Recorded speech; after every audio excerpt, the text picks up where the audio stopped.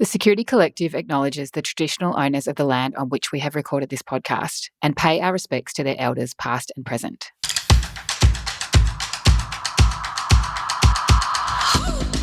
The Security Collective podcast is recorded and shared with you in partnership with LastPass, the leading password manager. LastPass enables companies of every size with the tools necessary to secure and centralise control of employee passwords and apps. You can learn more about LastPass at lastpass.com. Hello, I'm Claire Pales and welcome to the Security Collective podcast. Today's guest is Jeremy Herbert. Jeremy is the CIO at Premier Technology Solutions. As a CIO of a technology managed service provider, he not only focuses on the strategic business direction for Premier, but also on the strategic direction for clients that Premier supports. Our chat today covered how small businesses were affected during COVID, why security services became part of Premier's baseline product, and what organisations of all sizes need to consider when it comes to the partners they need to manage cyber risk. On the podcast, we don't often cover cyber risk for organisations as small as maybe just a handful of people, but it was so great to change things up a bit and hear about the challenges that Jeremy and the Premier team are managing for smaller business. So here is Jeremy Herbert. Jeremy, it's great to have you with me on the Security Collective today. Thanks for having me. So let's start with why an organisation might outsource their IT. What do you think drives this decision and what would be the benefit? Yeah, I mean, there's so many sections and technology now takes such a big part in every business, no matter if they're large, small, or indifferent. Everyone uses things like email and applications, and having someone with expertise and a range of different areas of technology that can touch on is often a little bit more valuable than hiring one or two people to look after their IT. And so when you're outsourcing, it gives you a larger field of technologies and expertise to tap into. Often it's a lot cheaper and robust for companies to do these things and outsource them. And, if they're anywhere between, 20 and 30 users all the way up to about 300 or 400 users. Can also be a complement and provide organizations with enough protection as well if they do have internal IT or, because we always talk about what's your disaster recovery plan? What happens if your one internal IT person gets hit by a bus? Or where does all that information, that data leave? So having that outsource also provides a very good layer of protections for most organizations. And businesses really want to focus on what they do. If you're not an IT business, you don't really want to focus on IT. It should be a complement. Outsourcing that to people that's what they do day in and day out is often a smarter decision, and people often outsource accounts and they'll outsource HR or expertise. It's not their core competency. So part of our unique offering is we offer a really good service around not just IT support, but consultation around technology. We always like to say if it touches the internet, we can help talk about it and find what's right for you. But more and more, you need those people that are living those things day in, day out, especially when it comes to things like their security and their compliance, which since the start of the COVID is a hot topic, and people like us have had to actually try and keep up with that trend and stay ahead of the curve instead of falling behind it and being reactive. So if we think about COVID, and lots of organisations have had to pivot, it's such a cliche word now, but pivot the way they do business, everybody went home. As a managed IT service provider for small and medium businesses particularly, what has the past 2 years been like for you, people working from home, etc.?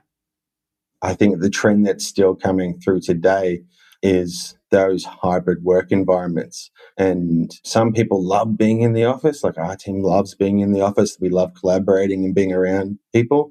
And some people love to work from home. And that challenge of those hybrid work environments where are you more productive at home? How do we make sure that you are productive? How do we get you back to the office, or is it worthwhile you getting back to the office? And some people, they had what we called COVID fatigue. And they were sick of being at home, especially, with the kids and, what happens when school holidays happens and the kids are around all day, every day. And some people and organizations are really strict around the concerns of their employees and working from home. And then some really want to continue to have that work-life balance. So we've seen a lot of transition for people, and we know in the market that getting staff at the moment is very hard for a lot of people. So taking care of those staff and making sure they've got the flexibility these days is really important. Some of the challenges, those have been those organizations that were maybe using thin clients or PCs. They had to think about, well, we need to get people laptops now. And then we have got them working on networks that we're not monitoring, that aren't secure. So we have to then look at, how do we secure the applications that they're on? How do we give them training to make sure they're aware of some of the threats that are out there as well? And how do we make sure that, we set up their environments so they can work like that? So there's been, for us, and especially you would think IT companies, that they'll be affected as well. But I think we've been more busy in the last 2 years than we've ever been, because we've got companies that were thinking about doing that digital transformation, maybe moving to more cloud-based platforms and have a little bit more flexibility and scale. They've now gone from thinking about it to now, how quickly can we implement it? Their challenges has very much been, we now have to think, how do we manage everyone that's working everywhere? I had some clients and, some of their key people moved interstate. How do you address that? And we're coming to the tail end of COVID. Of course, there's still some issues, but, it's been interesting to see how it's gone from where we were, where it was very strict. You could only be in the office if you were wearing a mask, and we had to have our check-in systems and, setting those up for clients before the federal government put in the applications for them to use as well. So there's been a few changes over those solutions, but it's a new way of working now. And the first one was making sure people had that environment, and then the concerns around security. How do we, one, make sure you've got flexibility and collaboration, but how do we make sure it's secure when you're working from home and the kids are downloading movies from pirated websites, and how do we segregate your network and your corporate information from that as well? So it meant that we had to, as a technology provider, we had to have a really quick learning curve. And it was very good because we went to market. We have a really great network of suppliers and vendors. And we had to make sure we had solutions that could be deployed quickly, that were easy to use, and that were providing security but not getting in the way of clients being productive and them having that functionality that they really needed to make their staff feel comfortable, and get jobs done too. It's either been working from home is super productive for some people, and for some it's not. So how do we manage that? How do we find ways to help our clients enable that new style or new age work environments now? Yeah, I was going to ask you how your services had to change over the 2 years as well, because you mentioned as a company your own shift, and then for your clients that rapid response and having to, or trying to help them do what they needed to do to get their staff home and be able to reach them interstate. But your products and services, how did they change over the 2 years or over the last little while in order to meet that demand from your clients?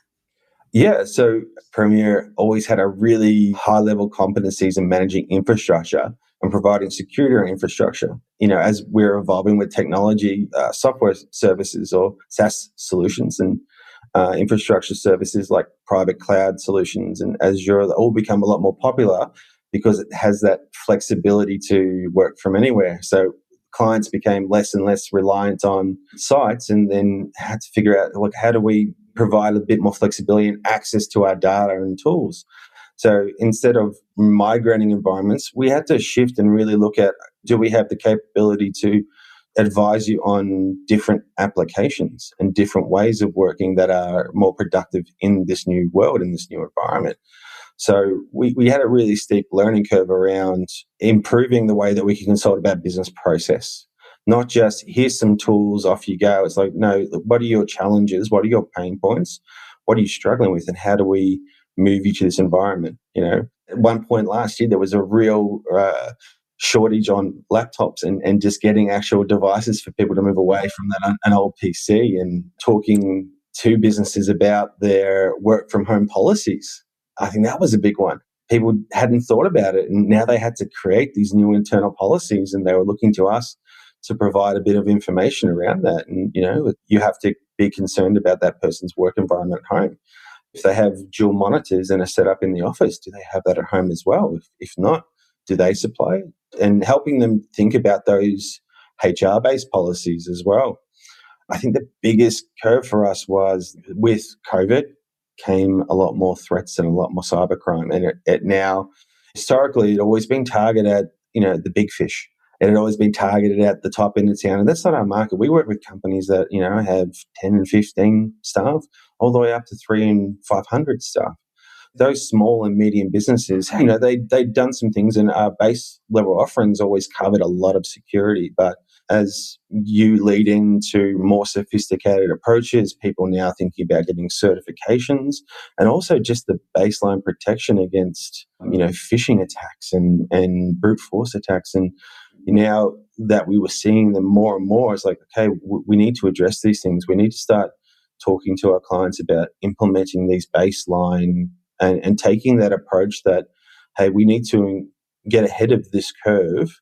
And now with everything that we do, whether it's a new application, we have to think about the security. We have to ask them about the compliance and making sure that if they need compliance, making it work for them in real life as well. And if they have a certification that's going to help their business improve their posture and their security understanding, whether it's an ISO certification or NIST or the Essential 8, which is very popular. And, there's been a lot of advertising on the radio and on TV about these standards. And what we did as a baseline is start aligning our services to that Essential 8, and then having to go and have conversations that always talked about security, but now it's talking about, let's put a formula behind this and let's start talking about, this is the baseline, and we want to improve your levels of maturity over time and make sure that we've got some framework to work around. But taking that a step further and saying, if we're going to do these alignments, is there something that in your business that you're trying to do? Are you trying to win a tender? Or, are the tenders you're going for, they are asking you to have this sort of level of sophistication? We even work with some companies that try to get Defence Force contracts, and they even have Defence Force certifications called DISP, and there's different levels of security amongst that as well. So we shifted our methodology and really reached out to our network to help us build that practice over the last 2 years. And I think we've done a very good job of appealing to clients around, hey, this is something that we've always mentioned, but now everything that we do, we have to look at this as a category. We have to look at it as an overall, because all of our clients, they have backups. They have encrypted backups. And 2 years ago, at the start of this, we really sent out emails about the benefits of multi-factor authentication, and strongly recommend and let people know about credential theft is one of the largest areas of breach, and it can be done. And so over that, we then went to, how can we do an educational piece to avoid these problems as well? We look at it the same as healthcare. The best way you can approach healthcare is in a preventative way. You take care of yourself, you drink water, you take vitamins, you take care of your health, you go to checkups with the doctor. It's the same approach. We are now trying to convey that, the preventative measures and having disaster recovery plans is very important now, because it's not just the big four banks and the Fortune 500 companies. Every company now is a target, whether it's a small amount or it's a large amount. And, protecting those clients and their reputation is really important. And it's what really they're concerned about as well. And so how did your clients respond to this expansion of your base product? Because obviously not everybody buys into the need to invest in security, especially smaller organizations.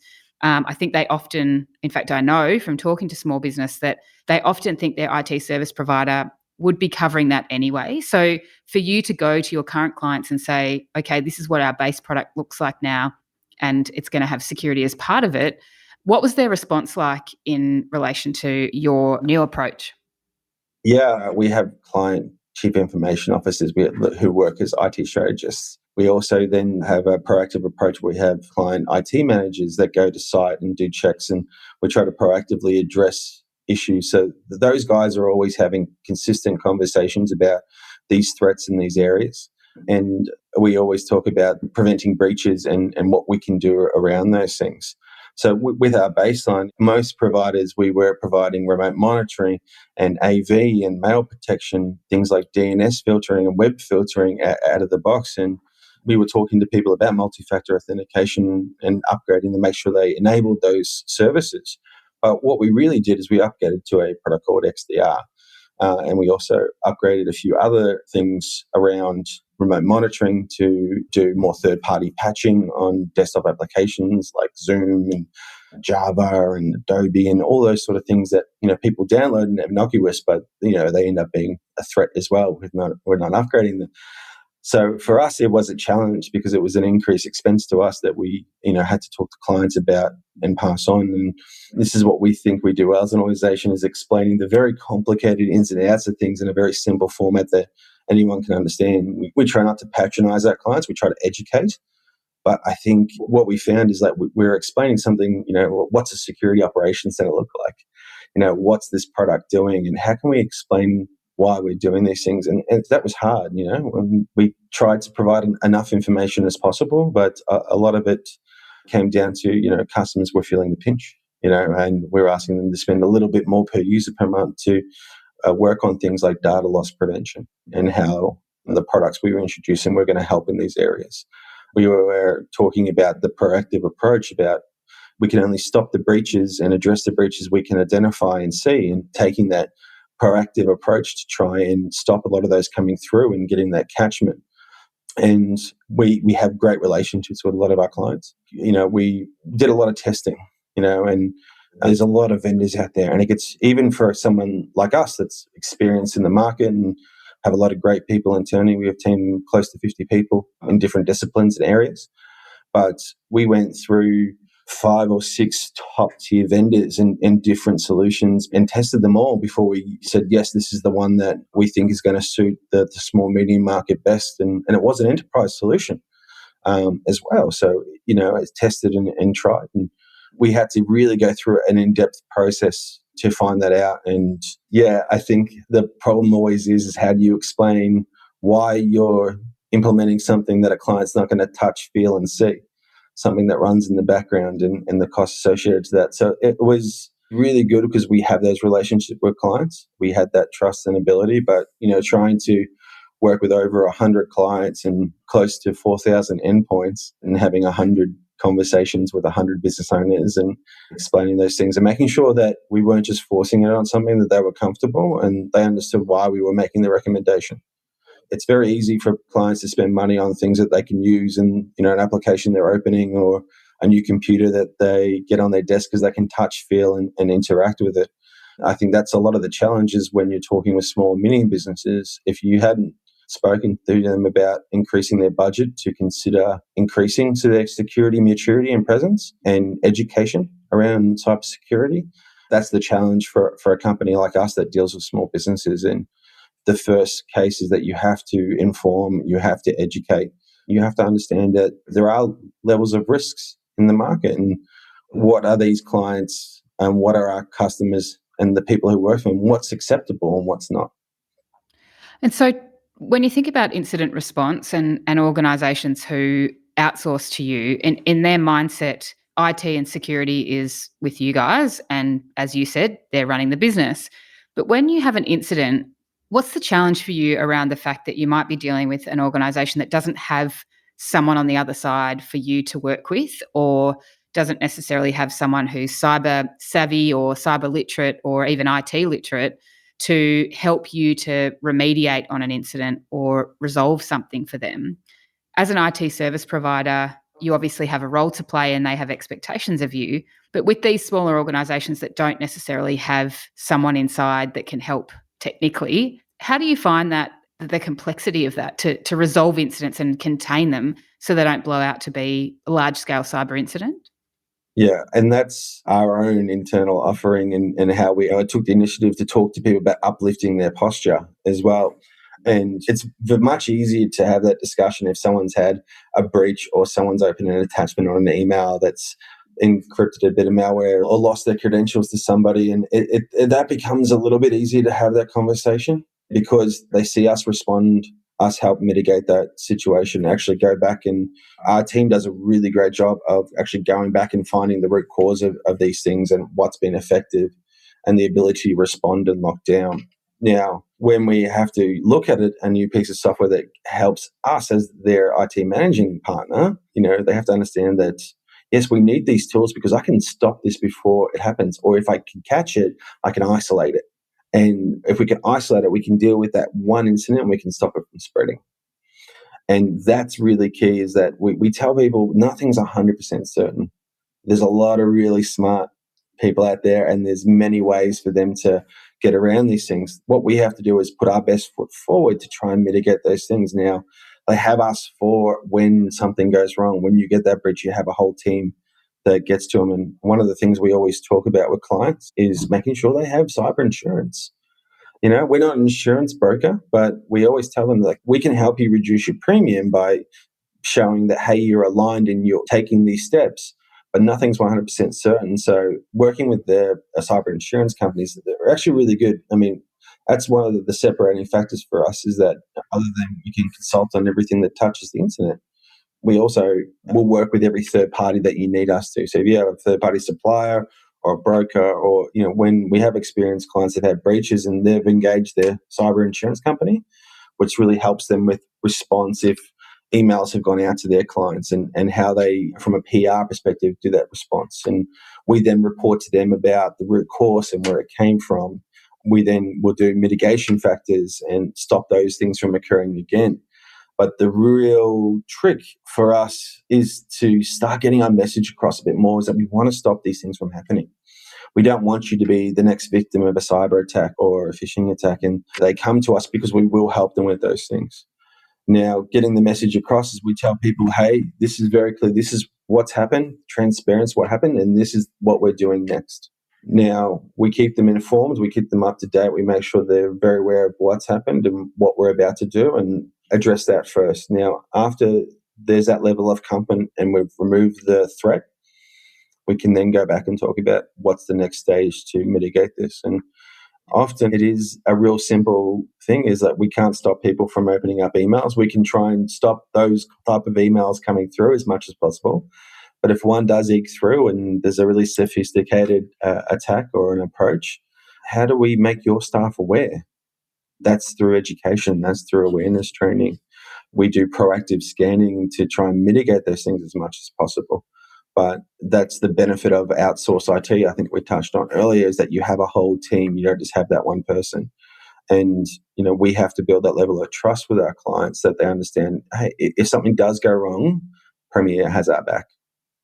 I think what you're doing at Premier is incredibly important, and those small businesses are incredibly vulnerable. And, as we discussed, they don't necessarily have the expertise within their business, and they want to be selling their product and being the expert in their field and letting you guys do your work. And I love the idea that security has been put forward as part of your core offering. And so I think, keep doing what you're doing. I think it's brilliant. And thank you so much for joining me on the Security Collective today. I appreciate it, Claire. Thanks for having me, and I look forward to chatting with you again. The Security Collective podcast is recorded and shared with you in partnership with LastPass, the leading password manager. LastPass enables companies of every size with the tools necessary to secure and centralise control of employee passwords and apps. You can learn more about LastPass at lastpass.com.